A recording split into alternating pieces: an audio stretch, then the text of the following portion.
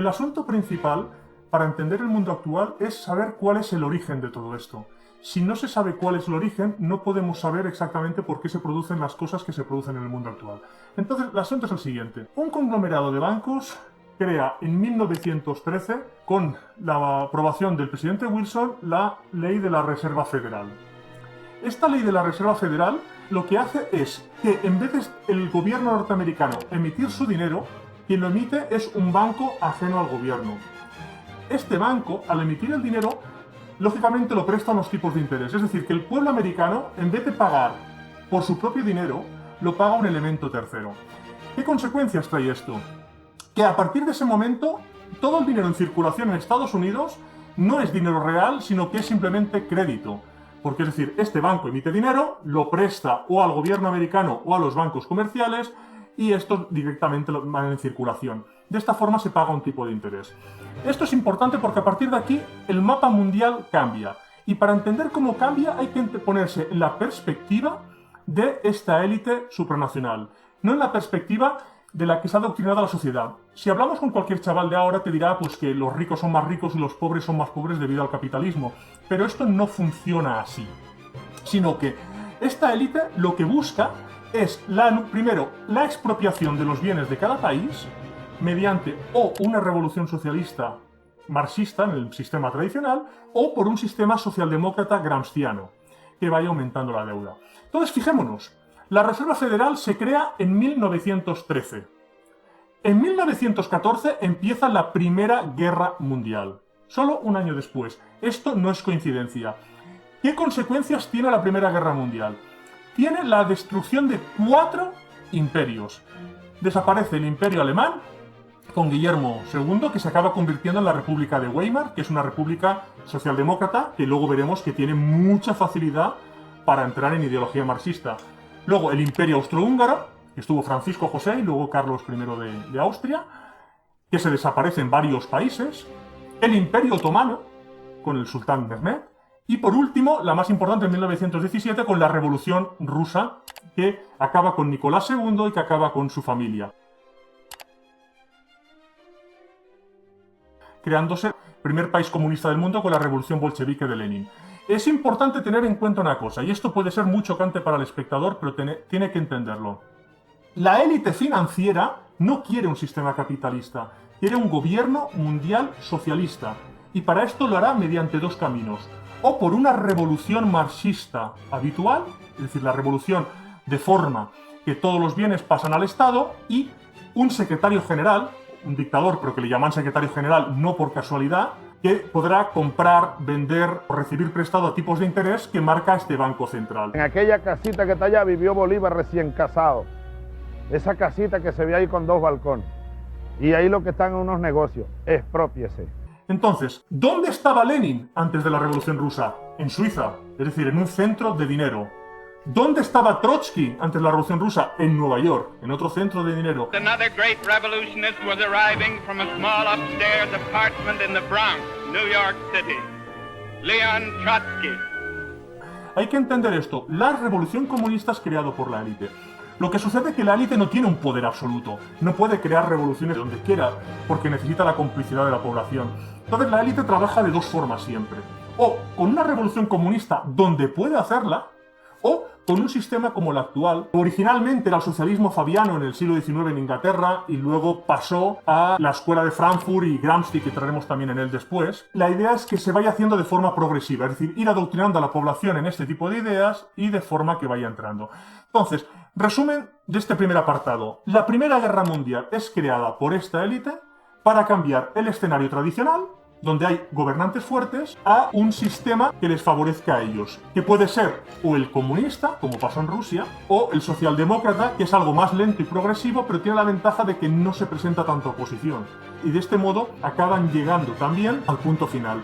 Lo que detesta la élite es un gobernante fuerte ajeno. Ellos quieren siempre o una dictadura comunista donde tengan a un peón puesto por ellos, como en el caso de Lenin, un secretario general, de hecho tiene este nombre de forma irónica, o un sistema socialdemócrata donde el Estado vaya creciendo a base de demagogia cada vez más para ir pudiendo pedir más deuda pública, que es lo que le interesa a la élite, y luego este Estado va financiando las ideas progres y marxistas, que es lo que quiere el sistema, de una forma más progresiva. La élite prefiere el primero, pero no siempre puede hacerlo, porque decimos, el gobierno no es absoluto, no es que con dinero se consigue todo. Entonces se va haciendo de forma progresiva y paulatina.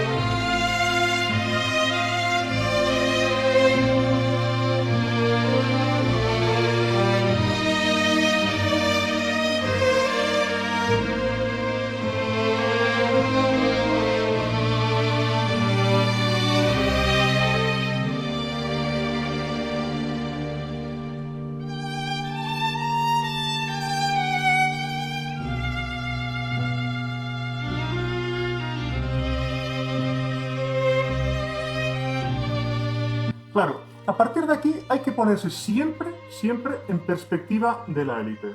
La élite quiere una dictadura mundial socialista, por tanto, va a intentar conseguir todos los puntos a esa línea. Con la internacional proletaria, era con la Unión Soviética intentando fomentar revoluciones marxistas en todo el mundo, y en el sistema, digamos, actual, el más lento y progresivo, intenta que la gente acepte que hay instituciones supranacionales por encima, básicamente la ONU. Entonces, ¿por qué se crea este segundo sistema? La élite, cuando intenta hacer las revoluciones comunistas, en Rusia tiene éxito y se crea la Unión Soviética, pero en otros países fracasa. Fracasa en Alemania, que surge el socialismo nacional de Hitler, fracasa en Italia, que surge el fascismo, fracasa en España, con la Guerra Civil Española. Entonces la élite ve, nosotros nos interesa más una revolución comunista, pero a veces no siempre es posible, porque la población se opone a las cosas drásticas, pero si se hace de forma progresiva, sí que puede tener éxito. Entonces, la escuela de Frankfurt fue en esa línea, y Gramsci, que era amigo de Mussolini, curiosamente Mussolini, el padre del fascismo, era anarquista, era de extrema izquierda y estuvo en la cárcel en Suiza por promover revoluciones. Pero se da cuenta de que está siendo engañado con el comunismo. Entonces, él crea el fascismo, que es una especie de socialismo nacional, del que luego copiará en Italia. Es decir, una especie de socialismo, pero no creado por los bancos internacionales, sino basado en la idiosincrasia de cada país. Gramsci era un comunista, y cuando Mussolini llega al poder, a pesar de haber sido amigos primero, lo lleva a la cárcel. Mussolini había llegado a estar bien hablado incluso de Lenin, que Lenin siempre se arrepintió de decir cómo el Partido Comunista Italiano ha dejado escapar a Mussolini. O sea, estamos diciendo que el fascismo surge de alguien que es comunista y de nivel alto. No estamos hablando de alguien secundario. Entonces, cuando Mussolini llega al poder, Gramsci lo lleva a la cárcel. Y es cuando Gramsci se da cuenta de en qué hemos fallado, por qué ha fallado el comunismo tradicional. Y crea este sistema, que es el que está basado ahora mismo en Europa, desde la Segunda Guerra Mundial, que es en ir haciendo que la propia población acepte estos dogmas marxistas y estos dogmas supranacionales. Si habláis con cualquier chaval hoy en día, te dirá, el capitalismo es malo, Europa vive bien porque en el tercer mundo se muere de hambre. Los hombres son machistas y las mujeres necesitan libertad. Todas estas ideologías falsas surgen del marxismo tradicional. Pero en vez de implantarlo por la fuerza, se implantan de forma progresiva, con películas con ideales marxistas gramscianos, con profesores en las universidades que dan este tipo de ideología. Entonces, todo esto lo que pretende es ir entrando al marxismo de forma progresiva. En una sociedad comunista, el Estado controla todo el dinero y el Estado decide qué se hace y qué no se hace. Entonces, el Estado compra, vende y recibe prestado tipos de interés según como esta élite bancaria les dice. En el sistema actual se tiende cada vez más a eso. Los pisos cada vez es más difícil que uno tenga la propiedad.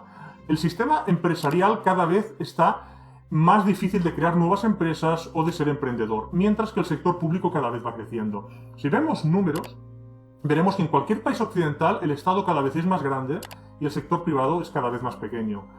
Esto está hecho adrede, es decir, cuando un partido llega al poder y pone impuestos a base de dar pagas y con esto la economía va peor, típico del Partido Socialista, pero también el Partido Popular con Rajoy, siguen esta misma línea todos, no es que haya un efecto secundario que dañe la economía por ganar votos, no. Es un sistema hecho adrede para sabotear la economía, pero hay que hacerlo de forma progresiva para que de esta forma la población no se revuelva, sino que la gente siga igual trabajando y demás. Es decir, se va subiendo cada vez en un punto de un impuesto, se sube el IRPF un poco, se sube el IVA un poco. Si os miráis desde el año 75 hasta ahora, los impuestos han ido siempre para arriba y muy rara vez para abajo o muy poco. Y esto va a ir siempre así, es decir, cada vez tendremos más impuestos y cada vez es el Estado mayor.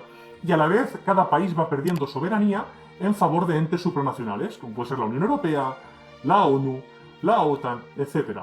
Porque es el objetivo último de la creación de todos estos puntos. El ir haciendo un gobierno mundial socialista, perdiendo la soberanía y perdiendo los derechos civiles en forma de tener libertad de expresión, de mercado, de prensa y cualquier tipo de libertad.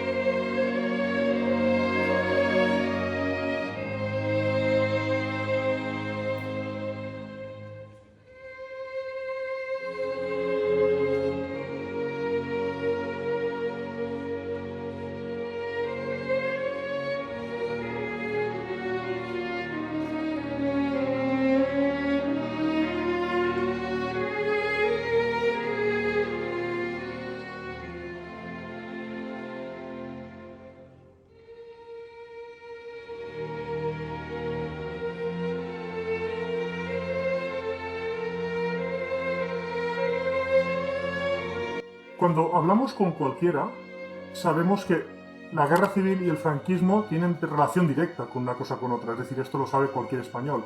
Es decir, el franquismo surge de la victoria en la guerra civil española y tiene el sistema político que tiene. Lo que es menos conocido es que el sistema actual viene de la Segunda Guerra Mundial. Es decir, el sistema actual es un sistema totalitario, aparentemente con guante blando, pero que el objetivo ha sido el de este gobierno mundial. Hay que entender bien estas palabras. Vamos a ver.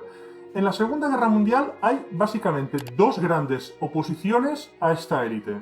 Por un lado son los fascismos, especialmente el socialismo nacional de Hitler, despectivamente llamado nazismo y mal traducido como nacionalsocialismo, que a nosotros tampoco nos interesa explicar aquí cuáles son los objetivos del socialismo nacional, pero porque básicamente la legislación española lo prohíbe y tampoco tiene ninguna trascendencia para el vídeo de ahora, y el imperialismo japonés, el sistema de Japón con el emperador Hirohito y con el primer ministro Hideki Tojo. Estos dos sistemas se oponen básicamente a esta implantación del gobierno mundial y salen completamente. En el caso de Hitler no quiere ninguna aceptación del tema bancario. Entonces vamos a ver por qué hay que dar claro una cosa. La primera es que la legislación española prohíbe hablar a fondo de este tema, con lo cual no nos centraremos en las potencias perdedoras porque además no tiene ninguna trascendencia, pero sí que hablaremos de las ganadoras. Y las ganadoras han cometido muchos crímenes que deliberadamente han pasado inadvertidos. Por poner unos ejemplos, la tragedia marítima más grande de la historia, si lo preguntamos a cualquiera diría, yo creo que es el Titanic. Pues no, en el Titanic murieron 1000 y algo. Pero en el Wilhelm Gustloff murieron 9.400 personas, incluidos 5.000 niños. ¿Por qué no se ha oído hablar del Wilhelm Gustloff? Sencillo, porque era un barco que había alemanes en la época nazi y los soviéticos lo dispararon y lo derribaron. No queda bien decir que las víctimas son los nazis. En Dresde y en Hamburgo se lanzaron bombas con fósforo hirviendo. El objetivo no era solo matar a los civiles, sino que la propia población alemana viera a niños ardiendo por las calles siendo quemados vivos. Llegaron a las 6 cifras las víctimas. Algunos historiadores hablan de 250.000 solo en Dresde. No hablamos de muertos, hablamos de quemados vivos, de civiles, es decir, incluidos niños. Estas tragedias se han olvidado. Cuando los rusos entran en Berlín y entran en Alemania, violan por obligación, no es que los militares violen como satisfacción sexual, sino por órdenes de arriba, a 1.400.000 mujeres, dato de Anthony Beevor. Están obligados a violar a cualquier mujer de entre 8 y 80 años. Es decir, es una obligación para el hecho de desmoralizar a la población derrotada. Todos estos crímenes pasan inadvertidos, y ya no decimos los bombardeos de Tokio y del resto de Japón, y sobre todo las bombas atómicas de Hiroshima y Nagasaki. Todos estos crímenes han pasado inadvertidos. Y mientras tenemos una serie de publicidad contra las potencias perdedoras que nosotros decimos no queremos entrar aquí. Sabemos que incluso la policía y la justicia está viendo este vídeo, pero a nosotros no nos interesa comentar esto. Nos interesa comentar de qué han hecho las potencias ganadoras, porque son las que gobiernan ahora. Es decir, los fascismos no existen desde el año 45, entonces no tiene ningún sentido hablar de fascismo. Y si se habla tanto de fascismo es simplemente por el dominio mediático de este lobby. Entonces, ¿por qué estos crímenes no son juzgados o no son conocidos? En cambio tenemos los campos de concentración nazi. Pero si miramos los campos de concentración de películas de Hollywood antiguas, podemos ver, por ejemplo, La Gran Evasión, una película tradicional de Hollywood, basada en hechos reales. Podemos ver cómo Hollywood pintaba los campos de concentración nazi, y no se parecen en nada a los campos de concentración nazi que pintan ahora. Ha habido un cambio histórico. Y repito, no tratamos de justificar el tema de la Segunda Guerra Mundial de las potencias perdedoras, simplemente queremos hablar de las ganadoras, porque es de lo que hay que hablar. Estas potencias ganadoras, una vez ganan, crean instituciones supranacionales que a partir de aquí anularán la soberanía de los pueblos e impondrán una ideología totalitaria, aunque sea hecha de forma sutil. Desde 1945 tenemos la ONU, la OTAN, la UNESCO, la UNICEF, la Unión Europea, etc., en años consecuentes, no necesariamente del 45, que a partir de aquí gobiernan a las poblaciones y les crean ideologías desmoralizadoras. Tenemos, por ejemplo, que ya es mucho más difícil crear familia, se ha creado aquí, por ejemplo, odio de las mujeres a los hombres, se ha creado un estado totalitario a nivel económico de forma que la gente no pueda emprender por sí misma, incluso universitarios con carrera o gente con dinero no puede invertir o no puede emprender, porque el Estado controla toda la economía con ánimo adrede de dar, por un lado, trabajos y pagas a gente que no está produciendo y por otro lado impedir al resto salvarse por sí mismo, crear una empresa o trabajar según las carreras o capacidades que tenga. Esto está hecho adrede, es decir, es un sabotaje económico adrede con el objetivo de hundir las economías de Occidente en beneficio de otras economías. Y además para aumentar el gasto público, porque de esta forma hay más deuda pública que se paga a los financiadores. Si usted no quiere cambiar su opinión sobre la versión oficial de la Segunda Guerra Mundial, no pause la reflexión que aparece a continuación.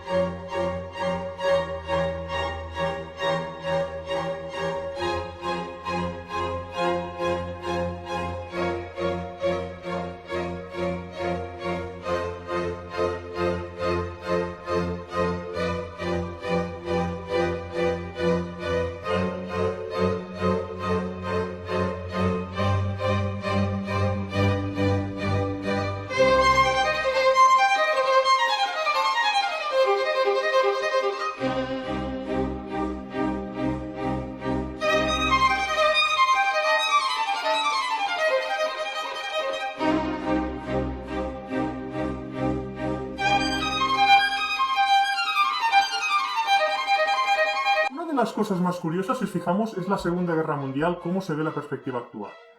Primero, el sistema tiene claro que el mundo actual se construye a partir de la Segunda Guerra Mundial. Por eso tenemos siempre películas y demás de la Segunda Guerra Mundial y de los opositores. Si miramos lo que dice la propaganda, veremos que las ideas son realmente hasta ridículas, ¿no? Es decir, que un hombre quiere crear una raza superior y a partir de aquí se mete en guerra con todos los demás. En fin, cosas muy paradójicas. Y la gente no trae la idea de que tanto los comunistas como los teóricos capitalistas se aliaron y cuando, en teoría, según la propaganda oficial, son enemigos irreconciliables.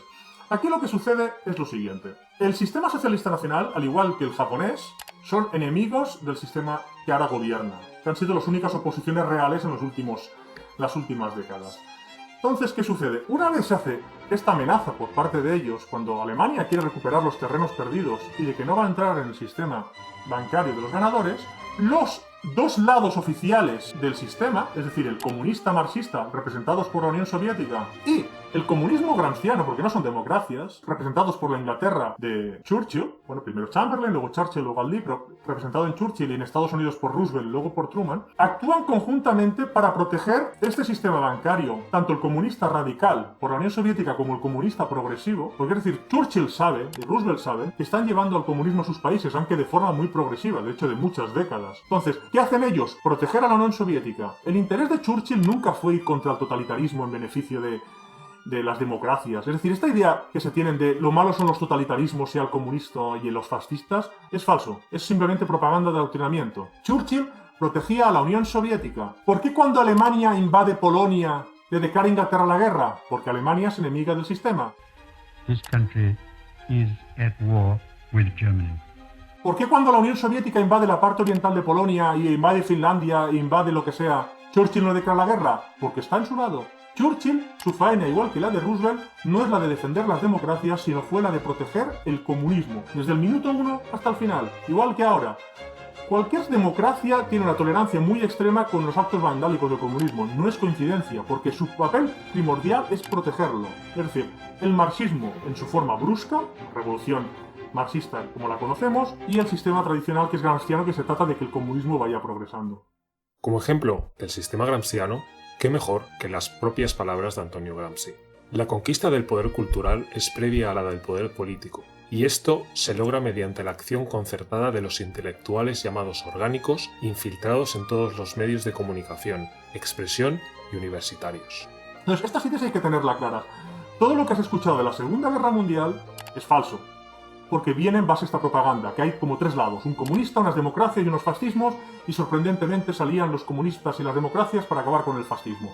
No tiene nada que eso, solo hay dos lados. Los pueblos en su aire, Japón, Alemania, Italia, que intentan sobrevivir a su aire, y el lado que protege a la élite supranacional en sus dos vertientes, y que trabajan conjuntamente. ¿Por qué Churchill entrega 3 millones de anticomunistas del este de Europa a Stalin al final de la guerra? Pues porque protege a la Unión Soviética, y porque protege a esta élite que protege el comunismo. No tenéis que dejaros engañar. Si os fijáis, habéis oído hablar de Hitler y de Alemania 1000 millones de veces, pero nunca habéis escuchado citas de él, ¿verdad? ¿Habéis escuchado algún discurso? No. De hecho, están prohibidos. ¿Por qué? Porque lo que dicen y lo que te dicen que dicen no es lo mismo. Pongamos, por ejemplo, estas dos citas. Primera cita. Puedo asegurarle que me siento feliz de vivir en una época como esta y de luchar por los valores inmortales que han sido legados a nuestro continente desde tiempo inmemorial. Y no me refiero solo al aspecto racial, sino también al más amplio de la cultura. No me quejo por consiguiente de que el destino me haya elegido para llevar a cabo esta empresa. Por el contrario, me enorgullezco de que tal haya sido mi suerte. Por otro lado, el bolchevismo y la plutocracia tienen el mismo objetivo. A los dos les mueve la misma fuerza. Bismarck dijo que el liberalismo provenía de la democracia social. La plutocracia judía, enmascarada con vestiduras anglosajonas, es igualmente la vanguardia del bolchevismo. Por tanto, es imposible separar los dos fenómenos, pues tienen que ser considerados como la misma unidad. Sorprendente, ¿verdad?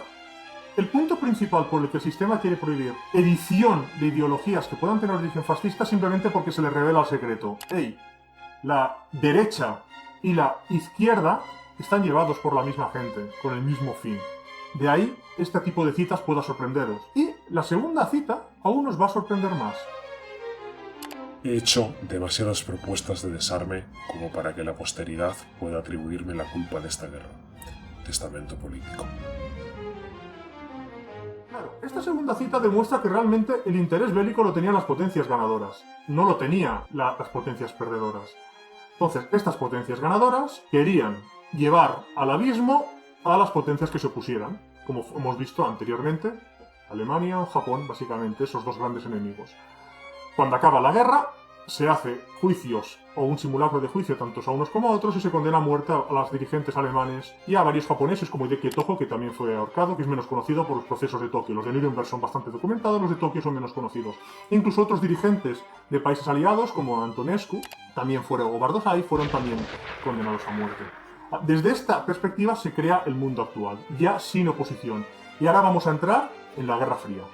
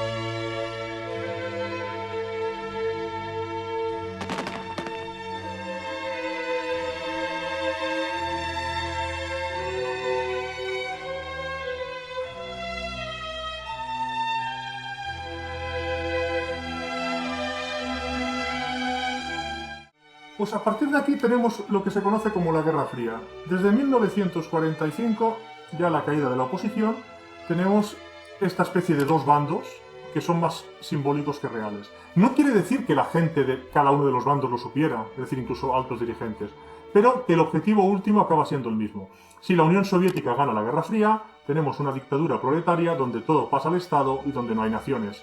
Si el sistema actual gana, tenemos al final un gobierno mundial con todo pasando a entes supranacionales, es decir, entre fundaciones, estados y demás, y donde al final se abolen las naciones. Es decir, el punto final de la victoria de la Unión Soviética o del sistema americano es el mismo. Durante la Guerra Fría, los soviéticos intentan hacer revoluciones por todos lados, donde pueden, en Latinoamérica, en África, etc., para intentar promover el marxismo, y a la vez van dando dinero a estos sistemas gramscianos que van actuando en cualquier lado. Mientras que en Estados Unidos intentan desviar el anticomunismo a un anticomunismo liberal, es decir, básicamente decir que defienden democracia y que el comunismo es totalitario. Es decir, de esta forma anulan básicamente la capacidad de oposición.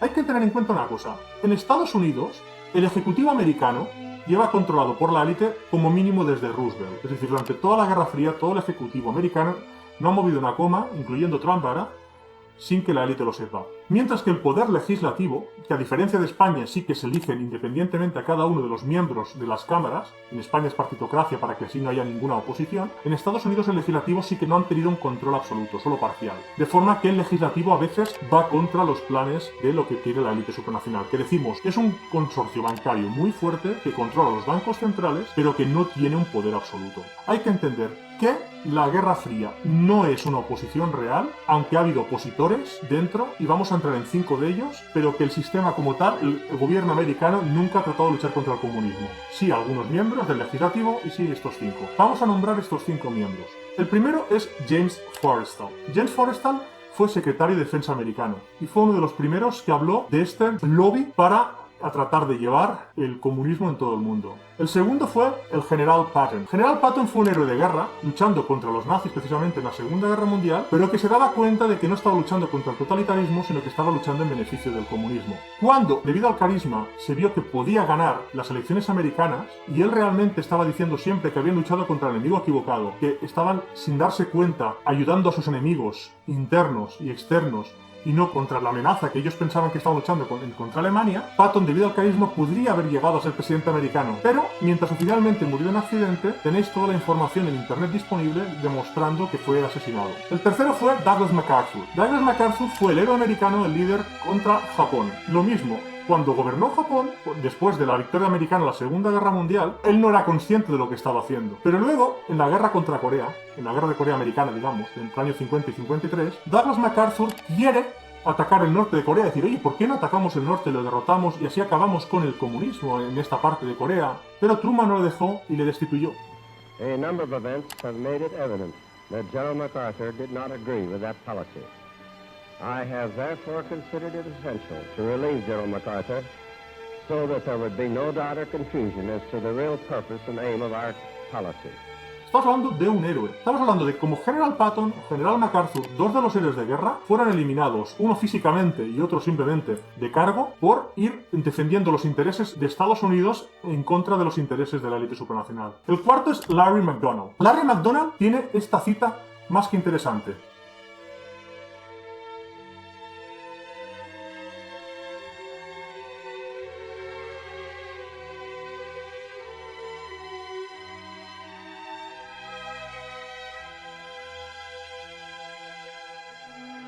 Larry McDonald, como habéis leído, habló claramente de estos dos lobbies, como hay el comunismo por un lado y el supracapitalismo por el otro. We're fully aware that there is an elitist core in this country that has seen value in subsidizing communism or protecting communism. It has? Pues ¿qué sucedió con Larry McDonald? Que lógicamente, como era un congresista americano que estaba luchando contra esta élite, lo que pasó es que iba en un vuelo comercial y fue derribado por los soviéticos. Casualmente es el único legislador americano asesinado por los soviéticos. Y de paso murieron unos centenares más como daños colaterales. Estamos hablando de que la élite elimina a sus enemigos. No estamos hablando de algo menor. Y el quinto es el más conocido, que fue el senador McCarthy. I am very happy to have this circus ended so that we can get back to the work of digging out communism, corruption, treason in government. That job will start officially Monday morning. Igual que el Comité de Actividades Antiamericanas, que luchaba contra el comunismo, se atribuye la lucha en el cine también a McCarthy, pero no, era realmente la UAC, el Comité de Actividades Antiamericanas. Lucharon contra el comunismo internamente, pero también fue eliminado. Igual que James Forrestal, estaban en el Hospital Bethesda los dos ingresados en épocas distintas y los dos murieron. El primero oficialmente se suicidó y el segundo oficialmente murió de una depresión, pero es fácil ver, también la información está disponible ahí, no queremos extendernos en el vídeo, de cómo estos dos fueron asesinados. Es decir, la élite elimina a la oposición, no juega. Cuando veis a alguien por la televisión diciendo que es oposición, no es oposición real. Cuando Pablo Iglesias promueve unas cosas en televisiones privadas de mucho dinero, el dinero en televisión, los minutos cuestan muy caro. A él le dejan porque es de los suyos. Yo soy comunista, y una cosa que a los comunistas nunca, déjame acabar, que él lucha por la democracia, que el Partido Comunista Internacional lucha por la democracia. Los comunistas en este país, sean españoles, catalanes, vascos o gallegos, pueden presumir de haber sido demócratas siempre. Es que creo que ser comunista es algo mucho más importante que decirlo. Pablo Iglesias, por ejemplo, ha hablado bien de la Reserva Federal. Hay citas de él hablando bien de la Reserva Federal. Yo creo que el Banco Central Europeo debería parecerse un poquito más a la Reserva Federal y dejar de ser un lobby de los poderes financieros. No es casualidad, tampoco, que las ideas que Ana Botín, por ejemplo, defienda a Pablo Iglesias, ¿no? ¿Por qué? Porque a más gasto público, más estatalismo, más deuda pública para financiarlo y más intereses.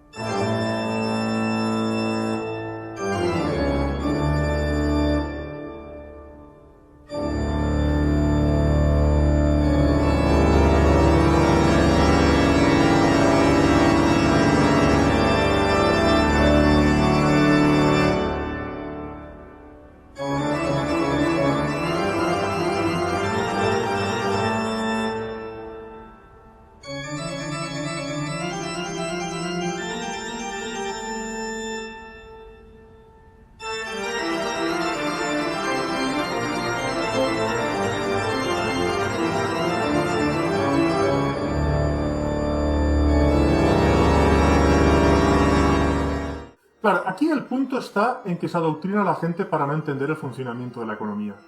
La gente está adoctrinada para pensar que la economía es un juego de suma cero, que si uno es más rico, el otro es más pobre. Pero esto no funciona así. Tú puedes poner a 20.000 personas en una isla y 20.000 en otra, viene una isla a morirse de hambre. La enfermedad que realmente mi familia padece es una enfermedad del hueso que se llama neuropatía crónica.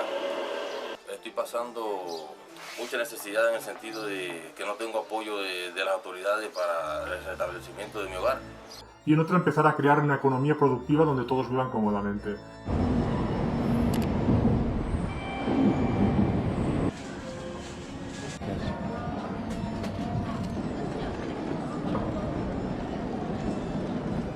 Entonces hay que entender esto, la economía no es de suma cero, simplemente hay cosas productivas y cosas improductivas. Las empresas, salvo que sean nocivas, es decir, por ejemplo, que vendan tabaco o alcohol o drogas, en principio son positivas, porque o crean puestos de trabajo, pagan impuestos, ofrecen otros productos que serán o más baratos o mejores para que la gente los compre, con lo cual la actividad empresarial de salida es positiva. No 100%, hemos dicho, hay casos, por ejemplo, se crean adicciones o efectos negativos. Cuando hablamos de riqueza y pobreza, normalmente pensamos en dinero, lo cual no es correcto. Debemos pensar en bienes, en activos, en servicios, porque cuanto más productivo es un país, más rico es en promedio. Si en una sociedad doblamos los activos y bienes producidos, será el doble de rica. El marxismo induce a creer falsamente que si uno es más rico, otro es más pobre. Y no funciona así, porque cuanta más producción, más riqueza. Entonces, todo aquello que aumente la producción hará más rico al país y, en promedio, a sus gentes, sea a través de inversión extranjera o interna. Facilidad de montar empresas, facilidad de contratación, menos burocracia. En cambio hay entes parásitos. El Banco Central es uno de ellos. Hemos dicho que es el ente parásito por excelencia, porque crea el dinero que debería crear el país y de esta forma el país, para emitir su dinero, debe pagar intereses. Y esto es importante entenderlo. Si yo te presto un libro a ti, el libro es de mi propiedad, pero lo puedes usar tú. Cuando el Banco Central emite dinero y lo presta a los gobiernos, como le está prestando un tipo de interés, significa que es propietario. Esto quiere decir que cada dólar, cada euro, cada libra en circulación pertenece siendo propiedad del dueño emisor, que es el Banco Central. Es decir, tú solo tienes el usufructo de ese dinero. De hecho, si tú no lo usas, irás perdiendo capacidad adquisitiva. Entonces, esto hay que entenderlo claramente. El segundo punto es cómo hace el banco comercial se le permite una estafa que es totalmente legal, pero es profundamente inmoral. Y es el siguiente. Si tú tienes, por ejemplo, 3.000 euros en el bolsillo, tú los puedes usar. Si tú vas al banco, los ingresas y te dan una tarjeta de débito, tú seguirás pudiendo usar los 3.000 euros. Pero como el banco tiene esos 3.000 euros, podrá prestarlos con un límite muy alto. Técnicamente se tiene que dar el 1%, es decir, 30 euros por coeficiente de caja se los tiene que quedar. Antiguamente era el 2%, ahora es el 1%. Entonces podrá prestar 2.970. ¿Qué quiere decir? Que donde habían 3.000 euros en circulación, ahora hay 5.970. ¿Qué sucede? Que aunque una persona no usa un banco, el banco ya le está quitando poder adquisitivo. Es decir, es diferente a una empresa. Que una empresa exista te da una oportunidad de trabajo o una oportunidad de compra de un producto. Mientras que un banco, el hecho de existir, crea inflación. Veamos una metáfora sencilla para entender el funcionamiento de la economía. En el primer caso, que será el ejemplo por defecto, tenemos una población que obtiene unos bienes anuales, una cesta, en forma de capacidad adquisitiva, el billete. En el caso 2, vamos a doblar la producción. Al haber el doble de bienes, la población será más rica. Fijaos que es independiente de la moneda emitida, ya que ésta solo refleja una forma de contar los bienes. Puede haber más moneda o más capacidad adquisitiva de la moneda, pero en ambos casos la población es el doble de rica. En el caso 3, vamos a dejar la misma producción, pero doblamos la oferta monetaria. En este caso la población no es más rica, sino simplemente hay inflación. Con lo cual, los bancos centrales, los bancos comerciales o las monetizaciones crean oferta monetaria y, por tanto, inflación. Es interesante notar que el hecho de que existan bancos comerciales te hacen más pobre, aunque no los uses, algo que no sucede con una empresa de cualquier producto no adictivo operando en libre mercado. En el caso 4, suponemos que debido a regulaciones hay salario mínimo, renta básica universal o cualquier otra idea socialista. Al desincentivar la producción, solo hay media cesta, aunque se mantenga la oferta monetaria. Luego la población es más pobre. Es decir, si en un país todos trabajan por 1.000 euros, tendrán acceso a más bienes. Pero si todos cobran esos 1.000 euros, pero solo trabajan unos cuantos, podrán comprar menos por ese dinero, aunque nominalmente cobren lo mismo. Si le preguntamos a cualquiera si en general los bienes que adquirimos son cada vez más caros o más baratos, la mayoría de la gente diría, yo creo que más caro, pero no es así. Si pensamos, es mucho más fácil una barra de pan ahora que hace 20 años, y será más fácil de aquí 20 que ahora. ¿Por qué, pues, los bienes suben de precio en vez de bajar, si gracias a la tecnología todo es más barato? Pues porque la moneda que tienes pierde valor a cada día que pasa, debido al acto conjunto de bancos centrales y comerciales. ¿Qué ha pasado en el caso español? Que todo este dinero ficticio inventado se ha ido a financiar hipotecas, y de esta forma se ha creado una masa monetaria a subir artificialmente el precio de los pisos, ayudado de los políticos que han restringido la oferta de pisos. De esta forma se ha creado una inflación inmobiliaria enorme. Pero aquí el tramposo es el banco, es decir, es la estafa que no se debe permitir. Una empresa crea riqueza simplemente por el hecho de existir, mientras que un banco crea pobreza simplemente por el hecho de estar. Más con estas condiciones. Solo el coeficiente de caja de 100%, como lo propusieron dos congresistas ingleses, pero que fue rechazado, sería totalmente legítimo y moral. En cualquier otro caso se crea una masa monetaria creada con la idea de empobrecer. Igualmente que todo el parasitismo estatal. El Estado, la idea es ir quitando recursos al sector privado y dándolo al público. Ir haciendo que las empresas paguen más impuestos, los autónomos paguen más impuestos, los obreros paguen más impuestos y una serie de paguiteros y funcionarios vayan subiendo para justificar el gasto público. Porque el objetivo último de esta élite es el comunismo, donde el Estado controla todo, porque así esta élite podrá controlar la economía. Y además, más grande es el gasto público, más dinero tendrán para adoctrinar en ideas marxistas o gramscianas y además más dinero de tipos de interés tendrán. Al igual que todas las fundaciones que están ayudando a este sistema, que técnicamente no pagan impuestos, cuando para defraudar impuestos legalmente, pero para defraudarlos se pone el dinero en la fundación, se vende como filantropía, como grandes donaciones. Y el señor Rockefeller dona X millones a la Fundación Rockefeller. ¡Qué gran filántropo! Entonces, este tipo de ideas hay que tenerlas en cuenta. Este es un sistema económico que no va como te dicen que va. No es diferencia entre empresas y privado o entre lucha de clases, sino entre organismos productivos, empresas, sector privado, obreros, e organismos improductivos y parásitos, bancos centrales, bancos comerciales, el Estado, las fundaciones y las ONGs. Cualquier economista sabe las cosas básicas, pero por interés político se oculta. El sistema marxista o socialdemócrata tiene como objetivo sabotear la producción de un país para que sea más pobre. Es decir, estos actos son adrede y están hechos con la idea de hundir la economía, aunque de forma propagandística se vendan como ideas sociales o de protección y de negligencia política a la forma de hacer las cosas. Con lo cual hay que distinguir la falsa marxista, donde los ricos se hacen más ricos a costa de los pobres, con la verdad, que hay improductivos viviendo de los productivos.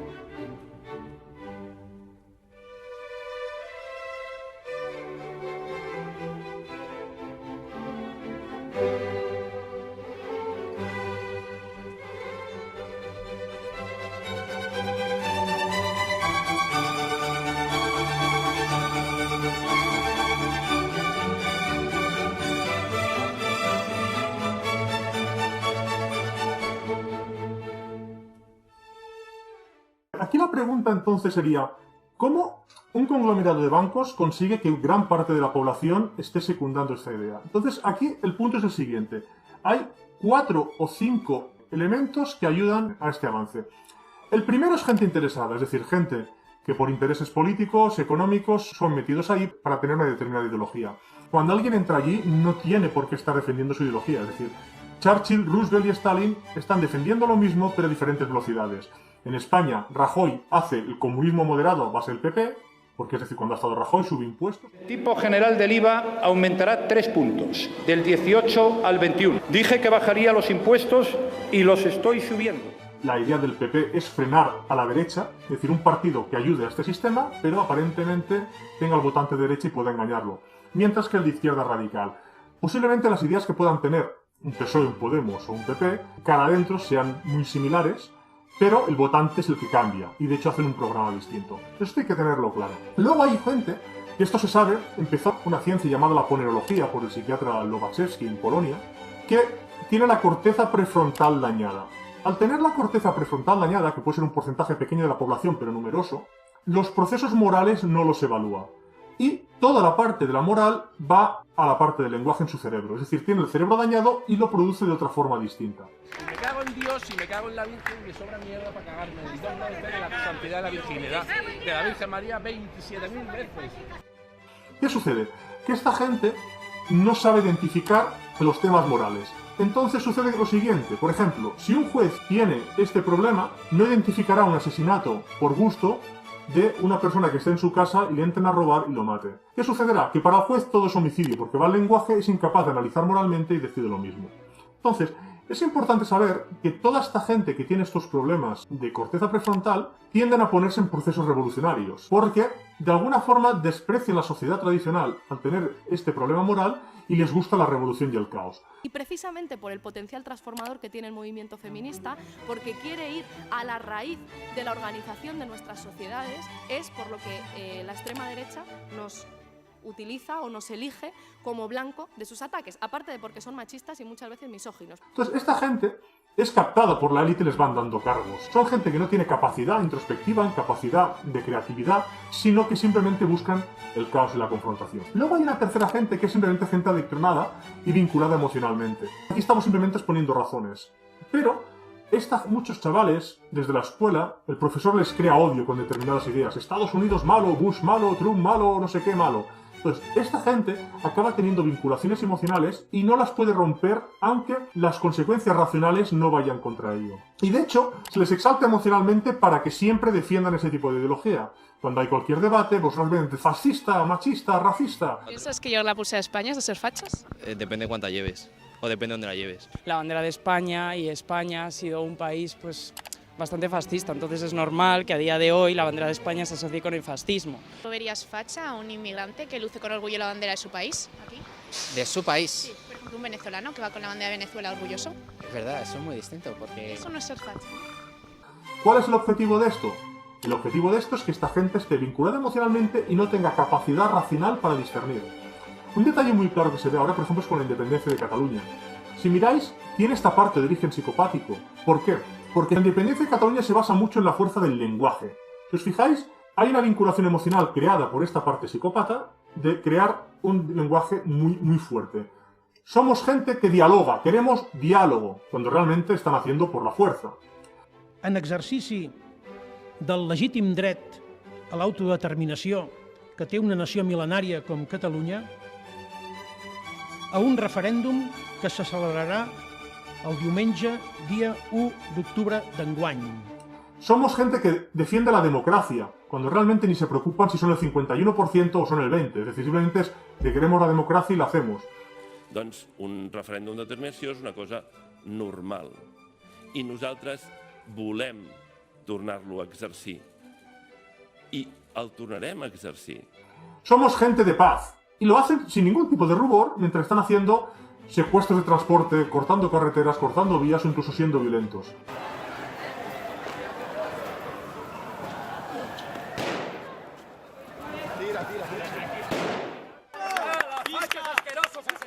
Estas aparentemente contradicciones se dan porque es gente en origen tiene esta incapacidad moral y por tanto va al lenguaje, y luego la gente va vinculada emocionalmente. Con esto no quiero decir que Cataluña tenga que ser un país o no. No estamos entrando en esto porque no es el objetivo del vídeo. Es decir, ningún país es aquello sagrado, España o Cataluña. Simplemente estamos diciendo cómo el proceso independentista de ahora catalán tiene orígenes psicopáticos, que no tiene nada que ver con que Cataluña pueda tener o no motivos para ser independiente, que esto no entramos. Simplemente cómo se está llevando la independencia de un origen de gente dañada en corteza prefrontal que crea unos vínculos emocionales para que la gente defienda la independencia con motivo emocional y nada racional.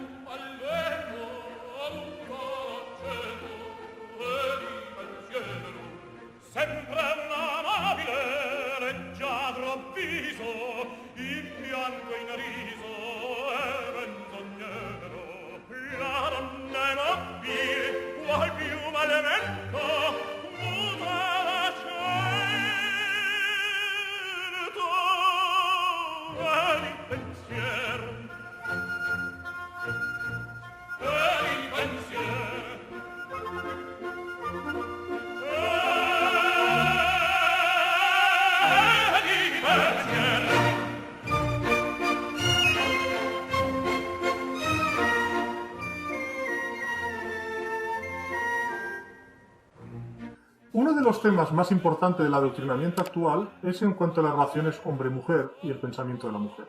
Aquí, básicamente, se basa en lo siguiente. Se ha adoctrinado, de algún modo, en las mujeres como si fueran totalmente iguales a los hombres, o incluso superiores. Vamos a analizar. Ya desde la antigüedad saben las características particulares de las mujeres y vamos a comentar algunas que posiblemente sorprenderán al espectador. La primera es que la mujer no tiene capacidad para abstraerse temporalmente. Esto hace que no tenga capacidad, digamos, para entrar en política. Puede entrar o entender estas ideas, pero no puede entenderlas de forma racional. Por ejemplo, si a un hombre se le dice, ¿tú te acuerdas cuando hace 15 años te gustaba Pepita? El hombre dirá, hostia, pues sí, me gustaba entonces. Y realmente tendrá esa extracción temporal de ir al pasado de cómo le gustaba. Una mujer es incapaz de esto, es decir, solo puede tener las relaciones personales según el momento presente. Por tanto, si una persona la odia ahora, no puede tener pensamientos internos porque su cerebro no está dado a ello como que lo hubiera amado anteriormente. Esto lo ven básicamente los divorciados, ¿no? Esto sucede en política, que la mujer cuando entra en política quiere siempre más gasto público, más impuestos y no tiene otro tipo de idea, porque no puede pensar de forma natural. Rayo te bajará los impuestos. Yo te los subiré. Porque solo se puede gobernar. Diferencias fundamentales. Si es lo que no, Rayo reducirá el gasto público. Y es lo que este Yo lo gobierno aumentaré. intenta desmentiros. Que se puede gobernar de otra forma, que se puede gobernar para la justicia social y que no hay por qué gobernar exclusivamente para el beneficio de los capitalistas. No nos extraña que Lisa Beni quiera un mayor despilfarro público. Como vemos en los gráficos en pantalla, el hombre paga el 200% de lo que la mujer paga en impuestos. Puede entenderlo si se le explica o puede aceptarlo, pero no puede hacerlo de forma natural respecto en política a las situaciones siguientes. Otro de los puntos más tabús para decir en este vídeo incluso, pero creo que es bueno enfocarlo, es que la mujer, por su propia biología, solo puede amar al hombre que la desvirga. Es importante esto. Para el hombre desvirgar no tiene nada importante para él. Cuando pierde la virginidad, él no parece nada más. Cuando una sociedad clásica, o una cristiana básicamente, quiere a una mujer virgen, es porque a la mujer se le crea una impronta con ese hombre y hará que le ame. La investigación del Dr. Bruno B. Averbeck confirma claramente que la oxitocina, un potentísimo neurotransmisor, tiene efectos devastadores en el comportamiento femenino. Se forma un vínculo bioquímico intensísimo cuando una mujer intima con un hombre. Su cerebro se crea oxitocina, que hace el efecto de una droga que la vincula con su primer hombre y también al nacer su hijo, creándole un vínculo con ambos. Romper ese vínculo es extremadamente difícil y coloca a las mujeres en una posición tal de negar una reacción bioquímica y al hacerlo provoca un estrés físico y emocional enorme. En una escala del 1 al 10, la mujer crea un vínculo máximo con su hijo e incluso con el que la desvirgó. Con su segundo hombre, la vinculación bajaría a la mitad y ese valor irá decreciendo. El sexo casual es devastador para las mujeres y fingir que pueden tener sexo en serie con muchas parejas y no verse afectadas física y emocionalmente por ello es propio de ignorantes e incautos. Si el hombre deja a esta mujer luego tendrá confusiones.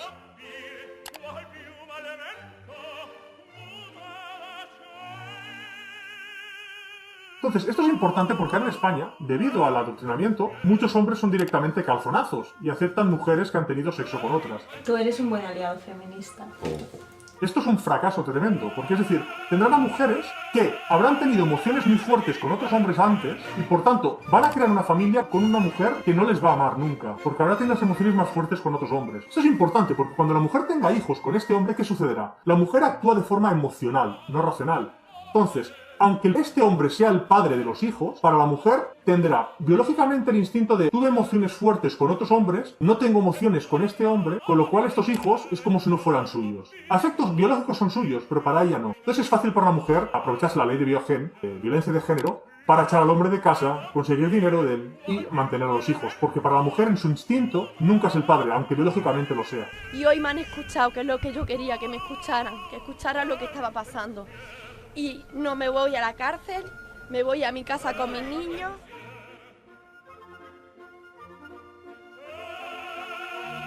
Esto es un error grave de los hombres. Es debido al adoctrinamiento, pero también falta de autoestima. Porque un hombre hecho y derecho no aceptaría a una mujer pensando en décadas de familia con una mujer cuyos sentimientos hayan sido fuertes por otros hombres. Te voy a decir debiezamente, pero no te voy a decir el número exacto, ¿vale? Eso ya queda en vuestra imaginación. Vale, tienes una lista con los tíos que te tiras. Por supuesto, y con los que me lío también. ¿Y con los que te lías y con los que solo le chupas el pene? Eso ya no, eso ya está en mi cabeza. Luego hay que entender que la mujer nunca puede ver a un hombre en situación de igualdad. Es decir, el hombre, por instinto, quiere el máximo de mujeres. Es un defecto, pero lo tiene. Va por ahí un instinto poligámico. La mujer tiene un instinto hipergámico. ¿Qué quiere decir? Que la mujer, por instinto, desprecia a la mayoría de hombres, a los que ve mediocres, y ama a uno que sea muy top. El instinto de la mujer es: ¿cuál es el hombre más fuerte, más poderoso? Y a ese directamente entregarse y someterse. Mientras al resto de hombres que son igualitarios o débiles o demás los ve como algo parte del escenario.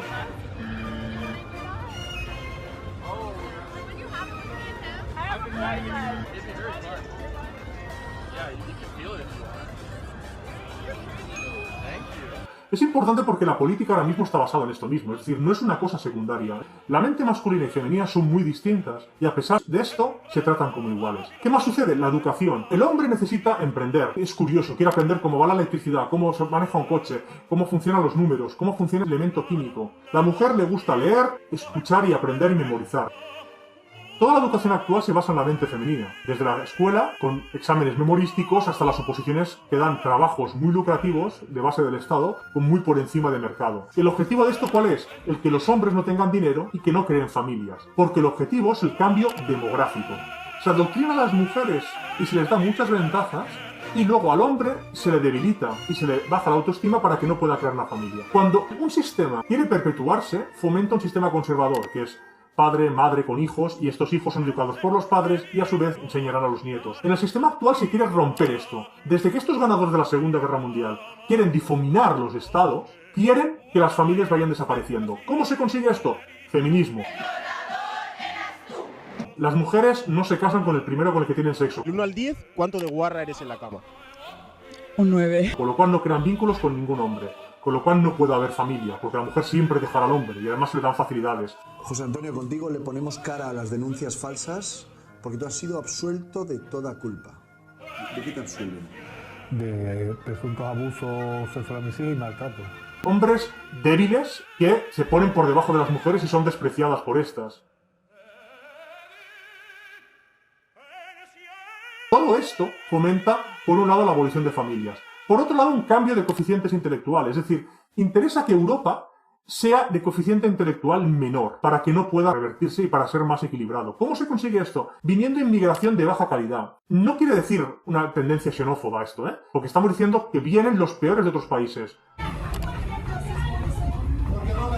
Pero, por ejemplo, los marroquíes que sean buenos o los árabes que sean buenos irán a otros países del mundo donde podrán prosperar.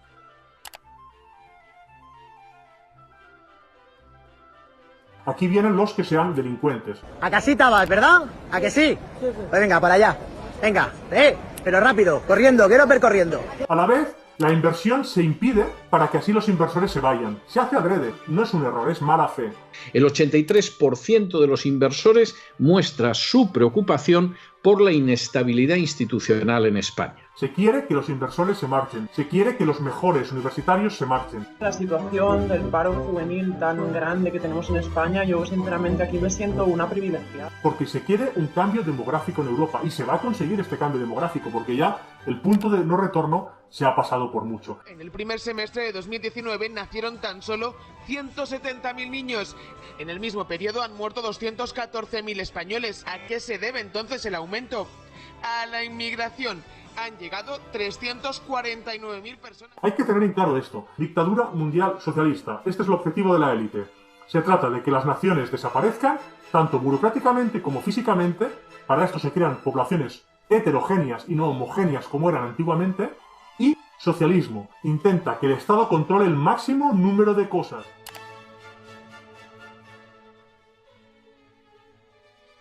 El Gobierno de España prioriza el interés general por encima del interés particular. ¿Cómo se hace? Expropiando poco a poco a base de más impuestos, más cargas, más pagas, más derechos para funcionarios. Todo esto es un cambio político adrede con el objetivo de esta dictadura mundial socialista. Es un comunismo, de hecho, progresivo. La élite ha jugado con los dos. Empezó con el comunismo tradicional, hemos visto en la revolución bolchevique, y el socialismo gramsciano de forma progresiva, digo, el socialismo fabiano primero, la escuela de Frankfurt y Gramsci después, con Marcuse, con Theodor Adorno, de forma progresiva. En la Segunda Guerra Mundial ya se ponen prácticamente todos los países occidentales y durante los 50 y 60 quieren que el comunismo avance. Pero luego, en los años 70, Zbigniew Brzezinski, uno de estos esbirros de la élite, decide que es mejor hacerlo de la forma progresiva y no tanto el comunismo radical. Y de entonces intentan hacer de una forma paulatina. Fijaros, por ejemplo, cómo Hollywood trata dos guerras. La Segunda Guerra Mundial, la Guerra de Vietnam. En la Segunda Guerra Mundial hay buenos y malos. ¿Por qué? Porque el sistema lo tiene claro. Ellos tienen que eliminar cualquier tipo de disidencia. ¿Cómo es la Guerra de Vietnam? Hombre, eran unos chavales que hay unos vietnamitas que se estaban defendiendo y hay una campaña antiguerra. ¿Por qué? Porque en Estados Unidos no querían luchar contra el comunismo. Vietnam del Norte era un país comunista, invadió Vietnam del Sur y Estados Unidos entró con la guerra empezada y se fue antes de la guerra terminada. No es que la perdiera, es que directamente hubo una campaña antiamericana contra la guerra para que el comunismo pudiera avanzar. Esto hay que tener claro. Si se tienen todas las piezas del puzzle, entiendes todas las perspectivas. ¿Qué va a pasar en España? Como no hay oposición real, porque no la hay, Vox no la es, ni mucho menos, Vox es la derecha cobarde, lo que dicen de otros es lo que sé yo, porque el PP directamente es un partido de izquierdas para frenar a la derecha. Los 350 congresistas van a apoyar más feminismo, van a apoyar más inmigración, van a apoyar más impuestos y van a apoyar más desintegración supranacional. Con lo cual España ya ha pasado el punto de no retorno. No tiene ningún sentido emprender en este país y no tiene ningún sentido ya el intentar formar una familia en este país porque ya no habrá vuelta atrás. Los únicos dos lobbies fuertes son, por un lado, el socialismo gramsciano y el marxista trabajando conjuntamente y por otro lado, el sistema musulmán, el islam, que es un lobby fuerte que va entrando y que ellos sí que tienen claras estas cosas que estamos comentando. Tienen clara la existencia de este lobby y tienen claros los papeles de hombre y mujer. Con lo cual van a ser una sociedad más fuerte que acabará con la sociedad tradicional española que ya directamente se ha entregado y se ha rendido.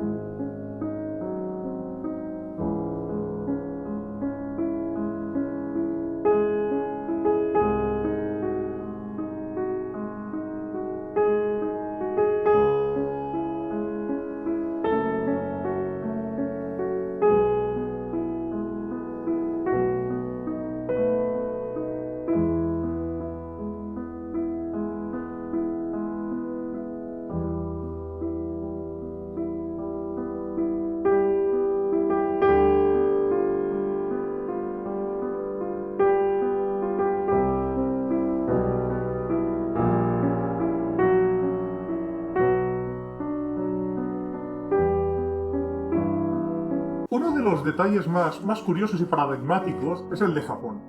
Japón es uno de los aliados del eje de Alemania y de Italia. ¿Y qué sucede?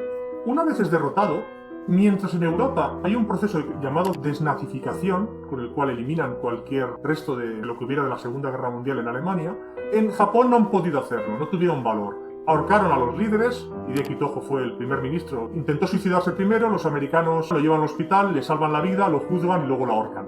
Una vez Japón entra primero bajo Douglas MacArthur, que lo hemos comentado con anterioridad, Japón va teniendo algo de ideología occidental, pero mantiene en esencia el sistema clásico. No pueden quitarle al emperador, no tuvieron valor. Mientras en la Primera Guerra Mundial desaparecen 4 imperios, aquí Estados Unidos no es capaz de hacer que Japón pierda el emperador con todo lo que ello significa. Toda la sociedad japonesa tradicional sigue igualmente. Sigue siendo una sociedad con poca inmigración. Sigue siendo una sociedad que se protege de esta gente que trata de revolucionarla. Incluso hubo un líder de la oposición socialista que fue asesinado en directo.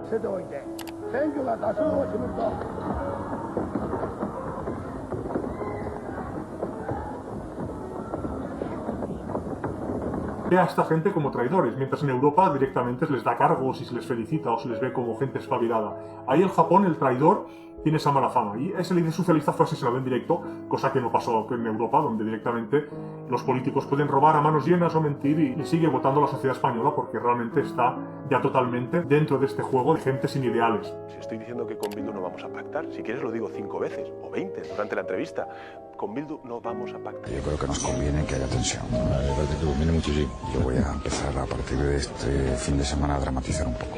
Ya. Pero nos conviene mucho. No, la gente... Lo que busca la élite, que ha conseguido en España con éxito de forma total. Es curioso porque, por ejemplo, hoy día, la gente que es progre, de algún modo, le encanta Japón. Y piensas, ¿y por qué le encanta Japón? Japón es un país, básicamente, fascista. De los ideales del fascismo, prácticamente, no han podido quitárselos. Es decir, una sociedad muy educada, muy cordial, muy elitista, muy racista. Tiene unos ideales que no tendrían que gustar al progre. Y además, es que está el emperador. De hecho, el que está ahora es el nieto del emperador que pactó con Hitler. Y hasta hace unos meses estaba el hijo.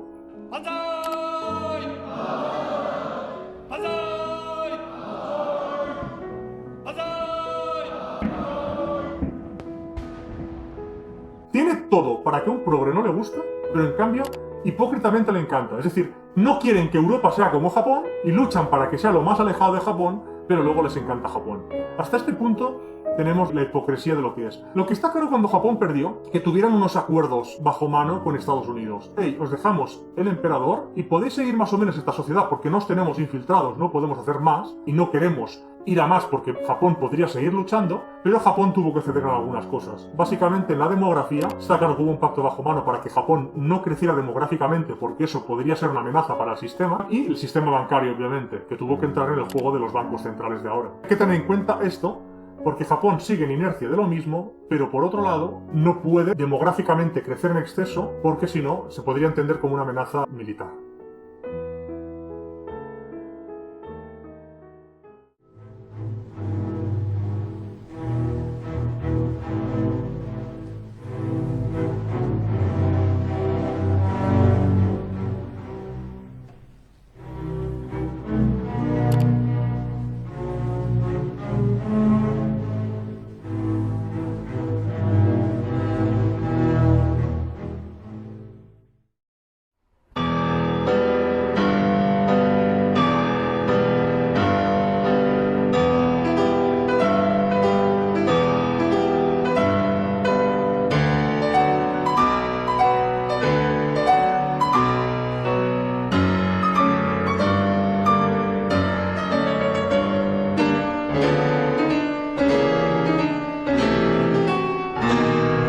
Uno de los puntos más interesantes de cómo se procede es la guerra de Irak. La guerra de Irak fue porque Saddam Hussein no quería tener un banco central controlado por esta gente como el resto. Es decir, el banco central es el punto central, no es el petróleo.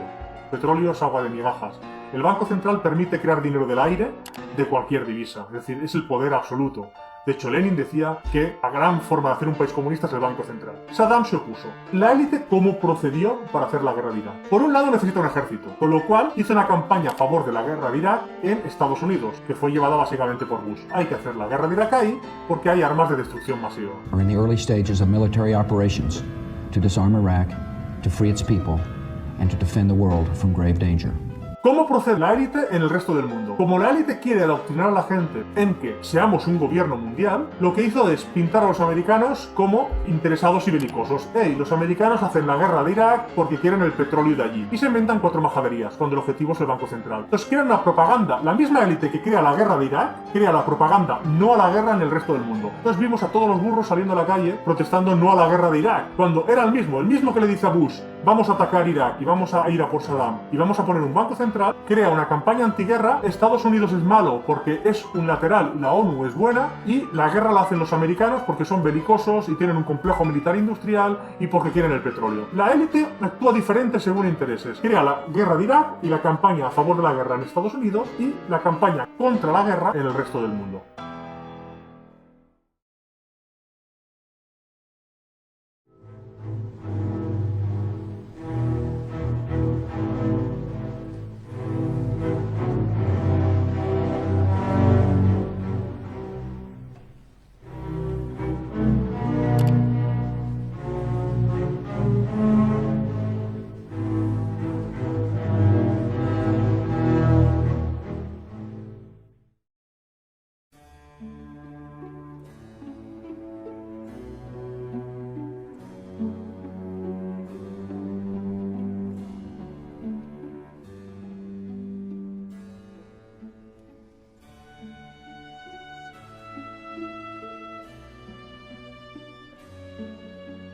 Hemos visto algunos opositores en Estados Unidos, también ha habido en el bloque comunista. Uno de los más famosos fue Yuri Bezmenov, que explica cómo trabajaba la KGB en Estados Unidos para ir promoviendo el socialismo.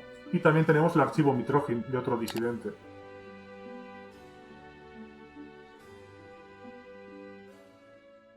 Uno de los puntos que se comenta de estos disidentes es la introducción de la teología de la liberación en las iglesias latinoamericanas. Básicamente es esta idea de Cristo como marxista, como revolucionario, que es una adaptación falsa para engañar a los creyentes, para que así los creyentes, que realmente serían cristianos, tienen una ideología opuesta. Si veis las típicas imágenes occidentales, se ve a Jesús con unas melenas, con barbas y demás, con ideas muy progres, que es la idea que se intenta adoctrinar. Es decir, en el socialismo intentan meter una especie como de, entre comillas, hippie, o de revolucionario marxista que lucha contra el poder romano. Si leemos los evangelios, que es lo que tratan de engañar y lo que no hace la mayoría, vemos que Jesús básicamente, el mensaje se divide en dos partes.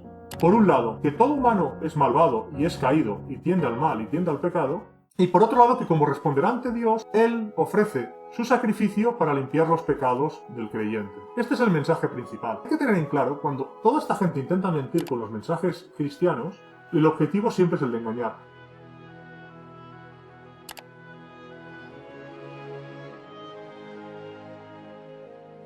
Yo animo al espectador, al lector de este vídeo, en el caso de que leáis los subtítulos para los extranjeros y los que me escuchéis, que cuando hagáis una visión política, defended simplemente lo que sea verdad y no mentiras. Si para defender una postura política estáis defendiendo una mentira, alejaos de ella. Defended lo que sea cierto, defended lo que sea verdad. Ahora mismo por interés, por atacar al rival, esta ideología marxista gramsciana que está ya impregnada en todo Occidente, sobre todo en España, intenta crear odio, crear vínculos emocionales, crear radicalidad. Entonces animo a aquella gente que está trabajando para este gobierno mundial sin saberlo, muchos de ellos, por defender ideas socialistas, marxistas, defended lo que sea cierto, defended lo que sea bueno, defended lo que sea correcto, no defendáis mentiras, no defendáis el engaño. Seguramente el punto de retorno ya lo hemos pasado, pero aún así, tened la dignidad de hacer lo correcto. Tened en cuenta que algún día responderéis ante Dios después de fallecer. Haced lo correcto, no defendáis la política como si fueran utopías, sino sabiendo la verdad, que hay una serie de gente malvada que está promoviendo este tipo de ideologías, y defended lo que sea justo y lo que sea correcto en cada momento, sea el ámbito político, sea el empresarial, y sea en la vida familiar y cercana. Hemos pasado ya quizá el punto de no retorno a nivel político, pero eso no tiene trascendencia entre lo que vendrá. Por tanto, os animo a esto, y os animo a difundir este mensaje. También os digo que no hace falta que os suscribáis a este vídeo, porque va a ser el único vídeo que voy a hacer, porque ya hemos dicho lo que se tenía que decir, las ideas básicas, y a partir de aquí podéis seguir el resto por la información que tenéis accesible. Ya podéis a partir de ahora entender cómo funciona la política en el mundo y cómo funciona la economía y qué es lo que va a suceder en los próximos años, pues a partir de aquí tenéis que actuar. Os ha hablado el último hombre occidental.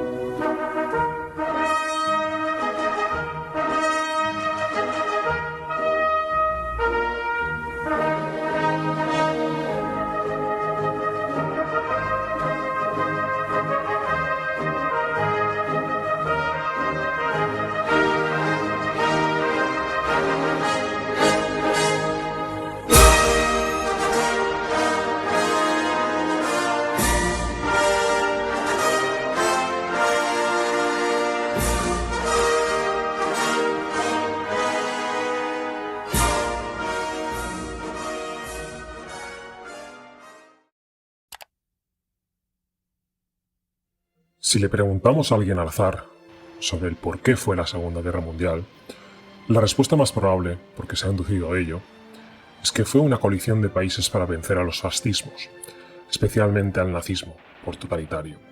No obstante, incluso las propias fuentes oficiales dicen lo que comentamos en el vídeo.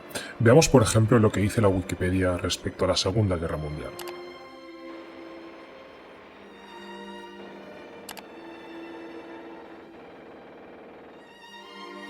Como hemos podido ver, se reconoce que fue la mayor guerra de la historia, y esta fue entre los aliados y el Eje.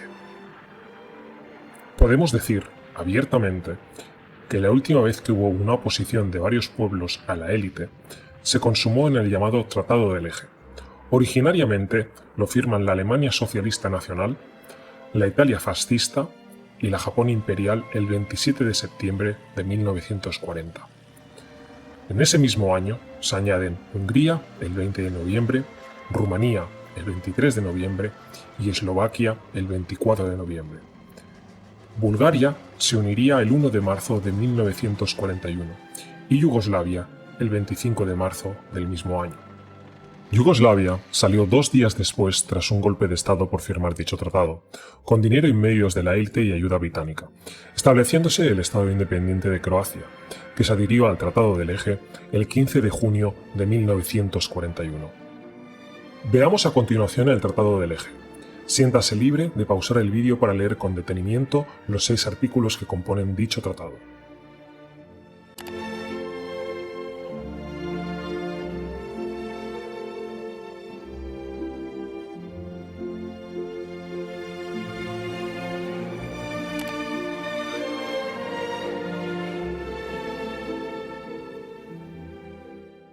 A medida que estos países fueron derrotados, se les obligó a cancelar dicho tratado.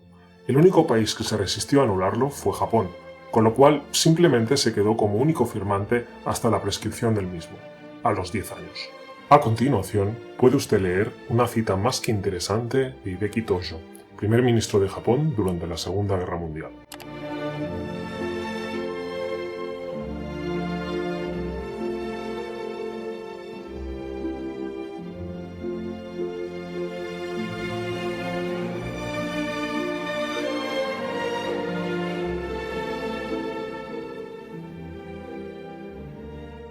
A continuación, podemos ver el destino de los dirigentes que firmaron dicho tratado y los que defendieron sus países en base a los mismos. Los máximos dirigentes alemanes fueron condenados a la horca o a penas muy largas en los mal llamados juicios de Nuremberg, puesto que no podían llamarse juicios, ya que uno de los bandos era los jueces, y les condenaron por unas leyes que no existían. Destacamos algunas de ellas.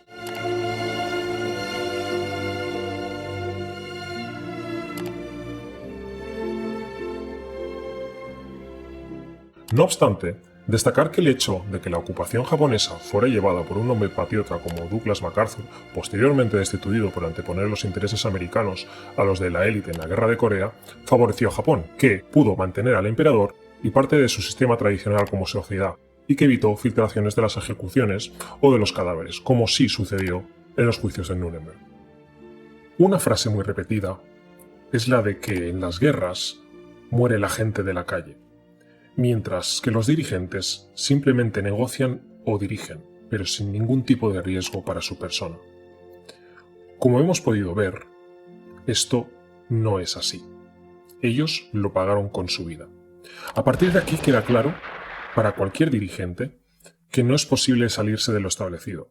Desde 1945, o se gobierna bajo una dictadura comunista a las órdenes de la élite, o son democracias de poder débil que siguen una agenda de comunismo gramsciano. El dirigente que quiera salirse de dichas directrices ya sabe a lo que se expone. Desde 1945 no ha habido más oposición a la élite. No hay, pues, otro camino.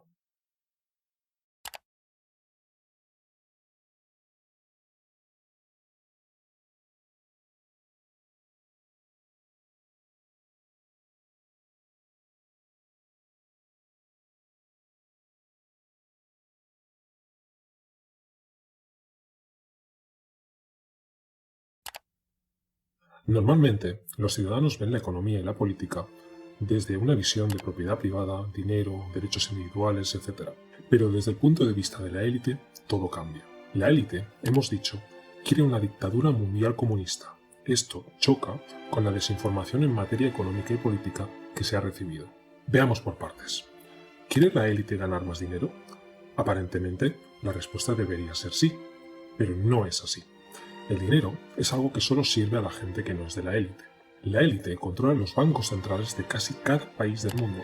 Luego puede emitir dinero libremente, sin ningún tipo de control de ningún gobierno. Con lo cual, virtualmente, tiene infinito dinero. Por tanto, su búsqueda es de control social. ¿Qué busca políticamente la élite? A rango de calle, la propaganda oficial habla de democracias, repúblicas, monarquías, socialismos y fascismos, aunque con significados no reales. La élite lo ve de otra forma.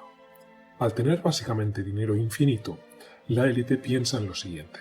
Lo único que no pueden controlar con dinero son un gobernante fuerte y no controlado por ellos y una sociedad que se mueva de forma cohesionada y con ideales inmateriales. Es decir, no pueden controlar un emperador absoluto o un monarca absoluto.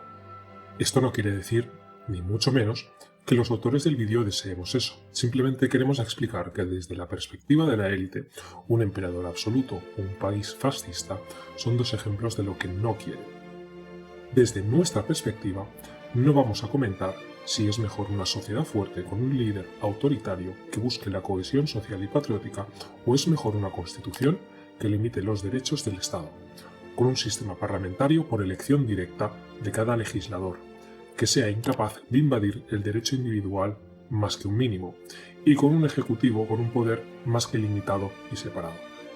¿Cómo trabaja la élite para lograr sus objetivos? Bien, existen dos modos. El primero sería una dictadura comunista con un dictador que sea subordinado a ellos. Lenin o Castro son dos ejemplos. En una dictadura comunista, toda la economía pasa a ser controlada por la élite, mediante su delegado, denominado secretario general. La propiedad privada de los civiles se abole y toda la población pasa a ser esclava de la élite. Este es el estado ideal para la élite, pero debido a la oposición de la sociedad, que impide a veces caer en el comunismo, la élite tiene otros métodos. Hasta los 70 fue el método preferido por las élites, pero desde entonces utiliza el siguiente: democracias con gobiernos débiles y cambiantes. El cambio hacia formas de gobernanza mundial para hacer frente a amenazas que son también globales, como hemos visto es, por ejemplo, esta pandemia. Debería ser la base para repensar un nuevo mundo, un nuevo orden mundial. Hay 0 euros para guarderías públicas, 0 patatero. Que nosotros lo que queremos hacer es un pacto de Estado contra la violencia machista. Este es el método usado principalmente a día de hoy. En este sistema, mediante infiltración, se cambia la forma de pensar de la gente socialmente, poco a poco, con ideas que entran dentro de la desmoralización y que comprenden, entre otros muchos puntos, los siguientes.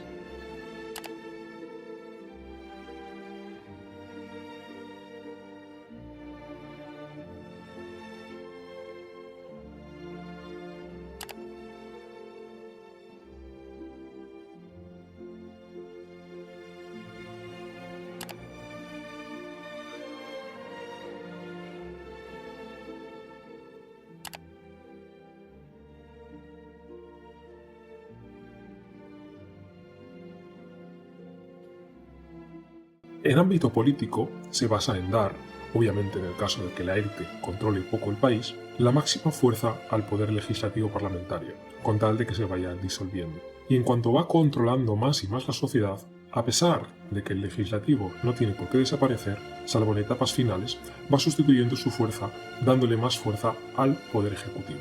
En el ámbito de la economía, se trata de ir aumentando el sector público más y más, e ir hundiendo el sector privado. Como las manifestaciones las controla el gobierno, estas siempre van en favor del aumento del sector público. Ejemplos encontramos muchos, como por ejemplo, habrá peticiones de más gasto sanitario, de más gasto educativo, de funcionarios que quieran subidas, pero nunca habrá manifestaciones pidiendo bajadas de impuestos. El sector privado debe ser boicoteado, con subidas de impuestos, con el salario mínimo, pagas y rentas diversas, subvenciones. Hemos de tener en cuenta que a más sector público y menos privado, la élite obtiene las siguientes ventajas.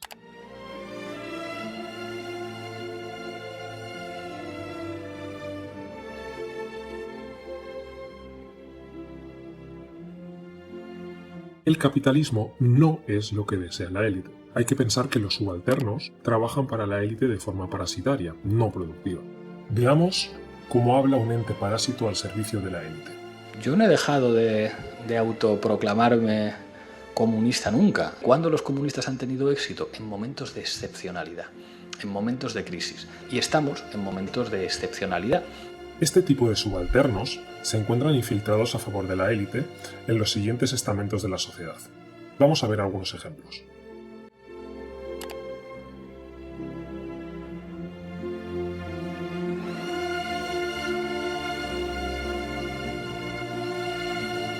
Hay que entender que el sistema actual es gramsciano, con lo que los movimientos de manifestaciones o protestas no tienen ninguna fuerza en sí mismas. Las manifestaciones son creadas por el sistema, para crear una opinión pública favorable a lo que ellos van a instaurar por lo legal con el tiempo. España, a pesar de ser uno de los países con más impuestos del mundo, nunca tiene manifestaciones serias para pedir bajarlos. Y en el improbable caso de que las hubiera, tampoco serviría de nada, ya que la manifestación es una herramienta del sistema para crear una opinión pública favorable y luego legislar en esa línea, pero nunca para solicitar algo.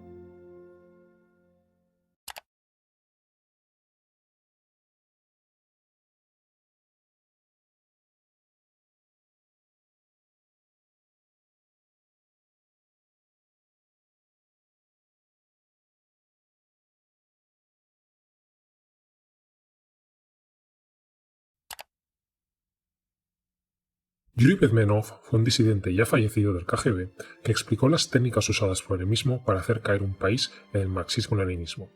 Como veremos, las técnicas usadas ahora mismo son similares.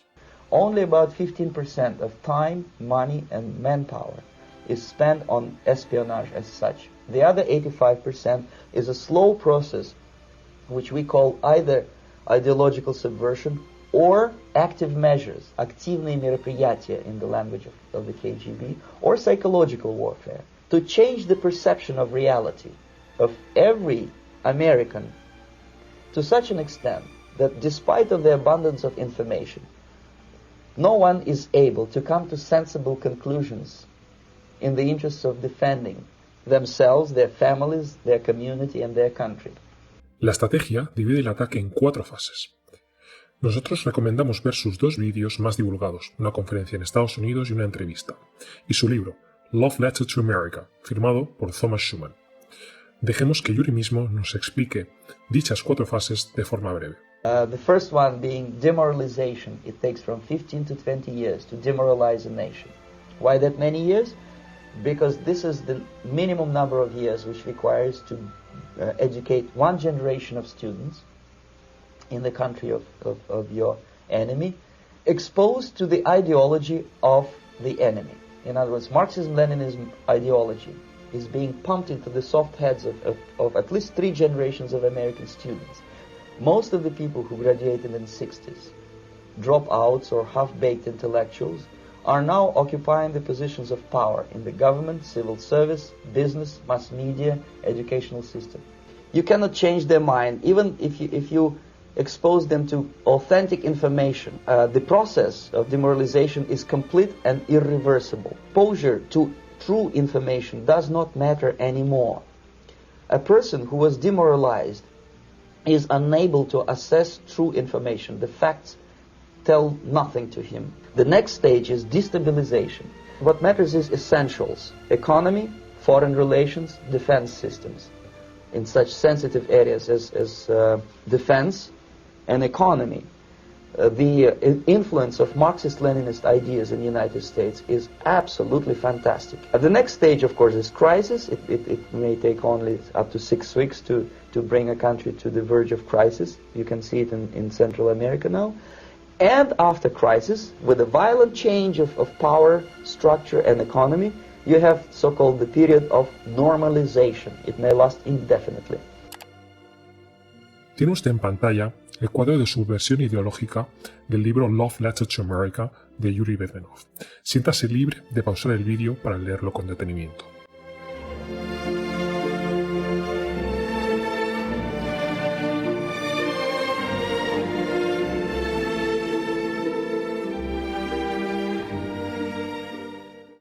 En su libro, aunque sea de forma secundaria, comenta 7 puntos del documento Reglas de Revolución, del cual se desconoce el origen, pero que, de forma transversal, aunque no fuera de la propia agencia de inteligencia, comenta que sería algo similar. Probablemente, los 7 puntos que lea a continuación le resultarán familiares.